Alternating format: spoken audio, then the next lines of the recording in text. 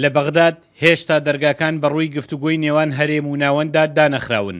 پاش ڕێفراندۆمیش بەشێک لە گوتارەکان جەخت لەسەر گرنگی بەردەوامبوونی گفتوگۆکانی بەغداد و هەولێر دەکەنەوە. ئەگەرچی هەڵوێستی سیاسی عێراق ڕەتکردنەوەی ڕێفراندۆم و ئەنجامەکانێتی، بەڵام دەنگی دەستپێکردنەوەی گفتوگۆکان هەر بیستراوە.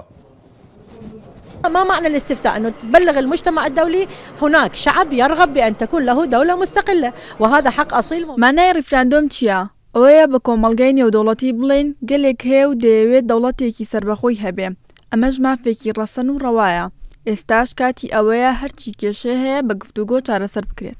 إذا كان الأخوة الكرد لديهم حقوق فعليهم أن يعني يستمروا في التفاوض. ئەگەر برایانی کورد مافیان هەیە پێویستە بەردەوام بن لە گفتوگۆ و دانوستان. ئەمە مافێکی تەواوی ئەوانە. بەڵام کە باسی سربەخۆی بکرێت پێمان وایە ئەوە زیانی بۆ هەموو لایەک دەبێت بە کورد و عەرەبیشەوە. کاردانەوەی هێز و لایەنە سیاسیەکانی عێراق بەرامبەر ڕێفراندۆمەکەی هەرێم تونند و گرژە. هەڵوێستی حکوومەت و ئەنجومەنی نوێنەران بە ئاراستەی فشار خستنە سەر هەرێمە بۆ کار نەکردن بە ئەنجامی ڕێفراندۆم. بەڵام بەشێک لە کەسایەتی سیاسیەکان نایەنەوێت ئومێد لە دانوستان ببڕن.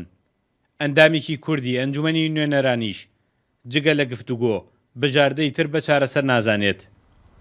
ئێمە پێویستمان بەوە هەیە کە گفتوگۆ هەبێ. ئێمە پێویستمان بەوە نییە کە جارێکی تر ئەو سیناریۆ تاڵانەی کە ڕژەمەکانی پێشووتر لە عێراقا بەسەرمانە هێناوێتی دووبارەی بکەینەوە لە شەڕ، لە ماڵوێرانی، لە کوشتن، لە ئەنفال، لە کیمیاباران، لە ڕووخاندن. ئەمانە نەتیجەیەکی نابێ، بەڵکو لە دوجاردا هەمومان زەرەرەکەین، نەگەر بە تەنها کورد، عەرەبی عێراقیش زەرەرەکە.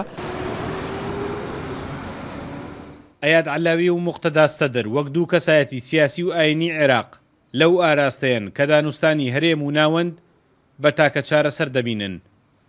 ئەوەی شەقامیش چاوەڕێتی هەڵوێستە توندەکان هێمن بنەوە و ئاوێک بە ئاگرەکەدا بکرێت. سامان کەریم کورد، سات نیوز، بەغداد.